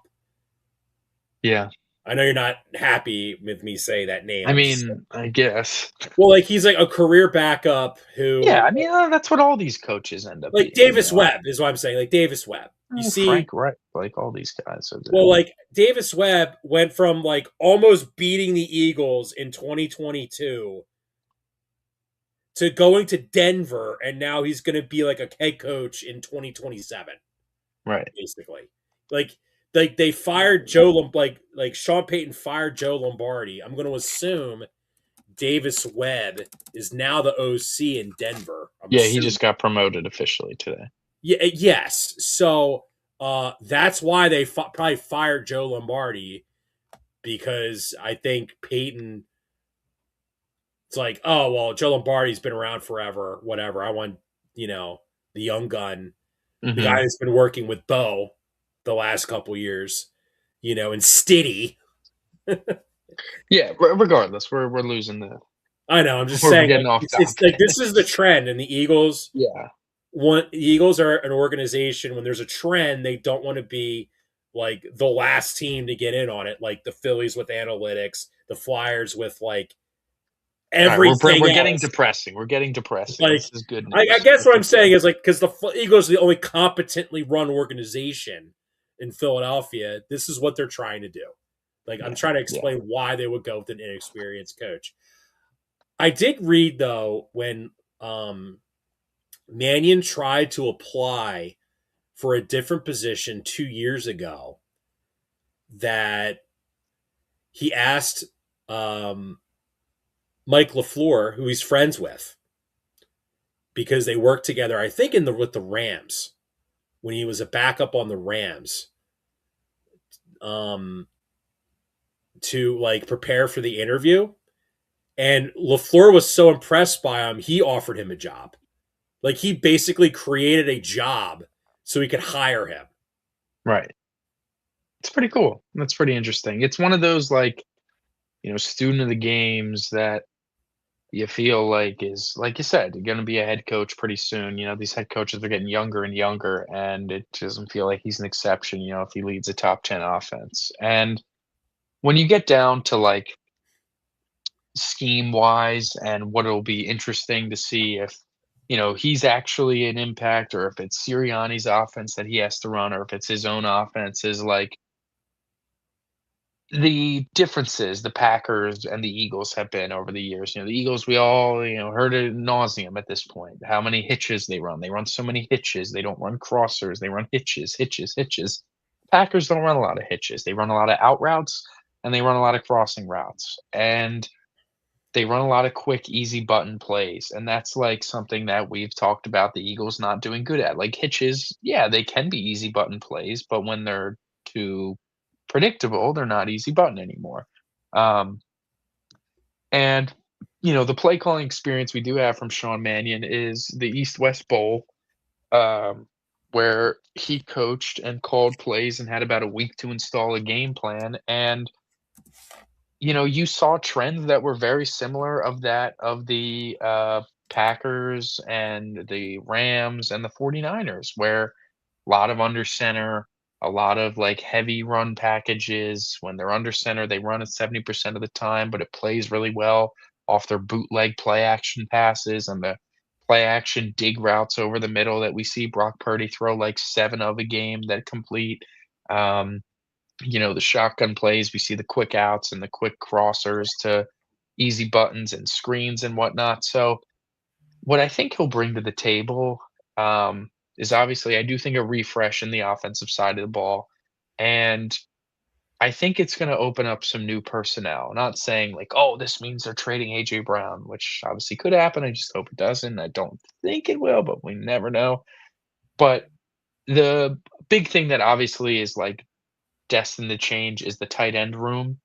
It's something that, has been a ticking time bomb, it feels like, with Goddard's inevitable free agency leaving. And this is obviously the year you're going to need a new one. And those offenses all have tight ends who are very good at blocking. And the Eagles, outside of Goddard, have struggled at acquiring tight ends that are good at blocking. Jack Stoll was good at it.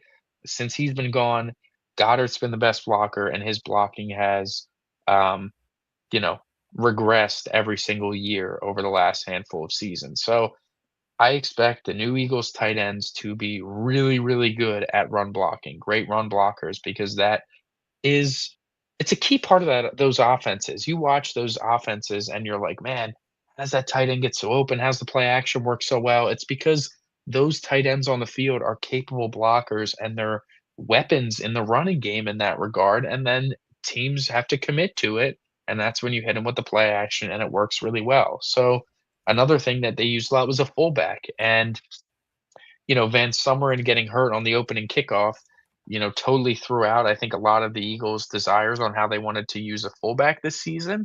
But they still had Cameron Latu, and they effectively benched him as the year went on after that special teams mistake that he had in the Bills game. And I think or the Commander game, excuse me. I forget what game it was now. I'm misremembering, but regardless, I think the Eagles are gonna have a more regular fullback next year, and I think they're gonna have blocking tight ends next year, and I think that's gonna be a really nice There are refresh in some the run game. fullbacks. There are some free agent fullbacks. CJ Ham of the Vikings is available. Yeah, maybe him. Listen, they might just let Latu and Van Sumeren compete for the job. Like that could be very plausible. And I wouldn't totally hate it.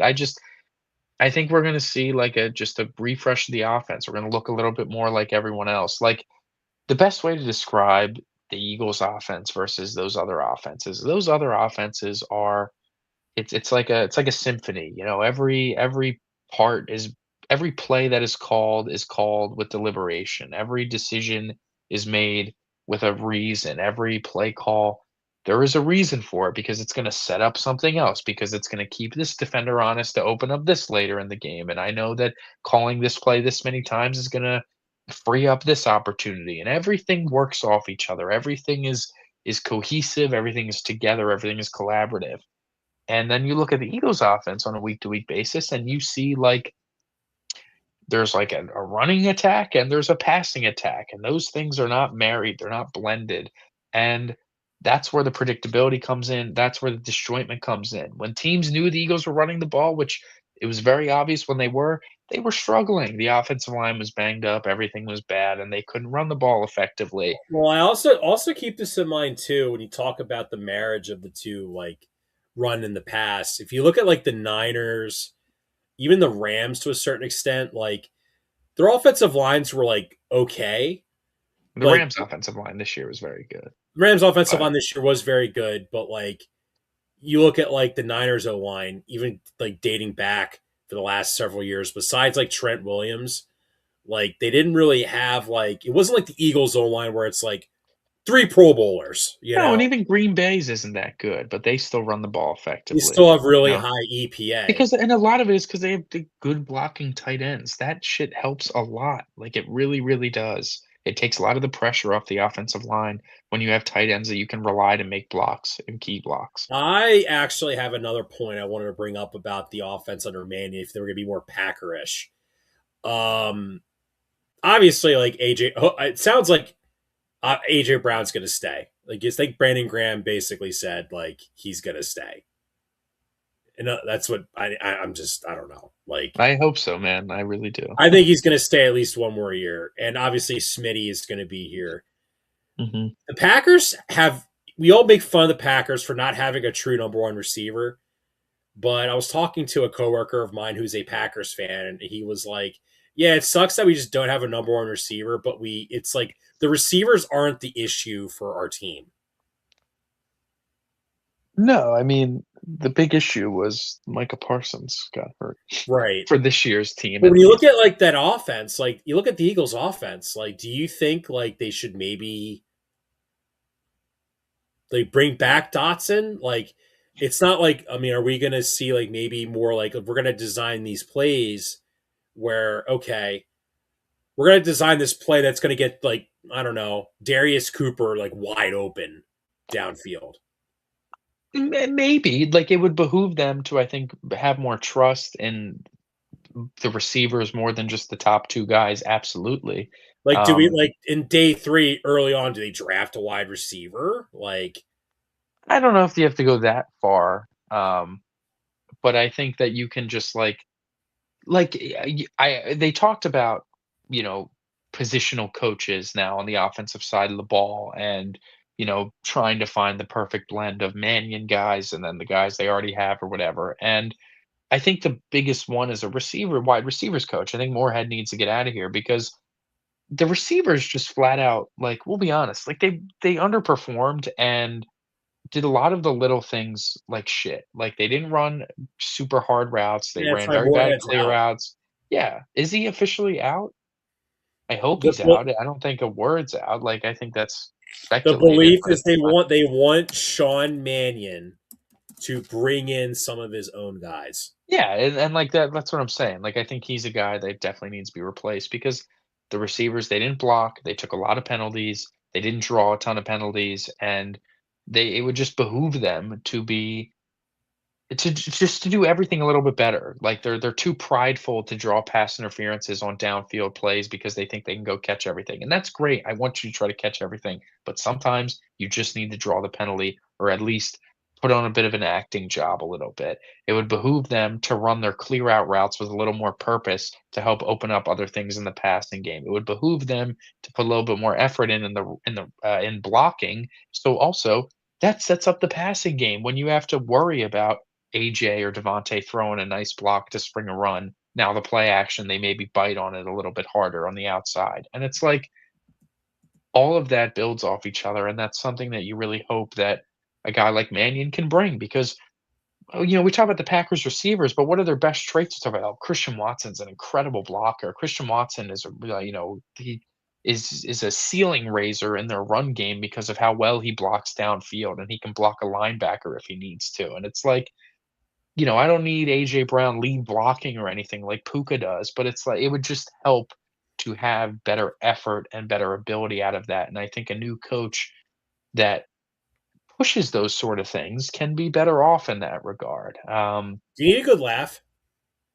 I guess maybe. Eli Manning said that he thinks that the Giants can take a similar leap to what the Patriots did this year with Jackson Dart. I mean, of course he's going to say that. He thinks he's himself. I don't know. That's so. I Come guess on, that's it's a good. funny. I guess that's a good closing note on the Giants' future optimism. Um, but yeah, we got Mannion in here. They brought in Grizzard as a passing game coordinator, which is also intriguing. Um, because, I do think that the biggest issues with Tampa's offense last year was their running game, that bled into, a bad quarterback play and all that sort of stuff, where Well, I think I think Baker just being hurt, and also too like Bucky Irving was hurt for like most of the year. Like, geez, like Sean Tucker though. Like, I feel like Sean Tucker had he at least had 100 carries. I think. Sorry, I'd like 86 carries for a whopping 320 yards. yeah, they that's about what, like Yikes. 4 yards a carry or so. It's not too bad. But 3.7, my friend. That's not very good. okay, fair enough. Um But yeah, they had a bad running attack, but the passing attack was good for stretches of time when Baker was like healthier and not a loser. But um, I do think that the decisions they're making are positive ones in terms of the offensive coaching department. Obviously, there are some big overarching questions with the whole team and the franchise, and we'll see how things progress forward. But I do think that the Sean Mannion hire is an overall good one. And listen, I'm intrigued. I really hope he's allowed to kind of do whatever he wants and we can get a taste of what this offense would look like in one of those systems. You know, we know the things that Jalen likes to do and Jalen excels at, and I hope that they can just set those up to make that job easier. That's the job of coaches is to make the players' jobs easier. And it just feels like offensively they've been doing the opposite for quite some time now. So hopefully things get better. Hopefully things are easier, and I'm sure more stuff will come out as time progresses. But that being said, the Super Bowl is just a handful of days away. We will be back this weekend to preview the Super Bowl, and that almost might Talk honestly about be it various props. by that time. Like, there might not be Well, anything else to talk about by the time that rolls around truly. The NBA dude, trade I am deadline. dude, I am confident in 5 days from now, there's going to be enough crap that's going to come out that's going to upset us. That The will NBA be trade deadline is gonna happen. That is a certainty. So, we'll have the NBA trade deadline and the Super Bowl to talk about, and hopefully, it's a good trade deadline. But until then, hopefully Vic just commits that to. would be nice too. But until then, that'll do it. Okay, everybody, take care. Enjoy the rest of your day, and not day, geez, enjoy the rest of your night, and we'll see you this weekend. We are part of the Fired Up Sports Network of shows. Please check out other Fired Up Sports Network podcasts like the P-Lot Pod, Water Cooler Talk, Bell Smashers, Philly Sports Love and Pain, Drunk on Broad, Beer Battered Sports, and the Fired Up Sports Show, which are available on all major podcasting hosting sites and social media. Also, check out Mark Ramos' Roundup on firedupsports.com, which breaks down the happenings going on with all your favorite local teams.